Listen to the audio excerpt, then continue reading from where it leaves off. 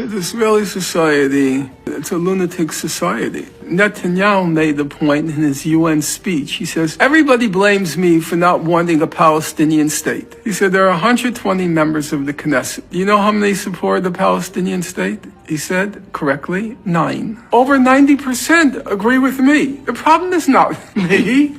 This is what we all agree on. Israeli society, a poll taken probably about 4 or 5 months ago now, showed that 47% of Israeli Jews support a genocide in Gaza. It wasn't an ambiguous question. You said, well, genocide, can mean many things. No, they were asked a very simple question. When the IDF, the Israeli Defense Forces, when they enter a city, should they kill everybody in the city? That was literally the question that was posed to them. Should you kill everybody in the city? 47% said yes. Then, a few weeks later, there was a question. Are there any innocents in Gaza? 62% said no. If you factor out the 20% of Israelis who are not Jewish, it's a 70% say there are no innocents in Gaza from age 0 on up. Even if you read that latest UN report, quite a lot of space in the report is given over to the Israeli targeting of children. They target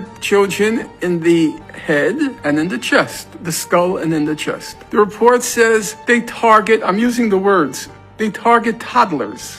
They target toddlers. So you have this sick look on your face as any normal human being. You read stuff like that. Very hard for me to wrap my mind around that. Not because I'm Jewish, because I'm human. You might say, okay, probably exaggeration, and what are your sources, and all that sort of stuff. But just a few months ago, a leader of the opposition in Israel, Jewish opposition, he said our soldiers kill children as a hobby. As a hobby. You get it? Yeah. As a hobby. It's not a state project. The genocide is a national project.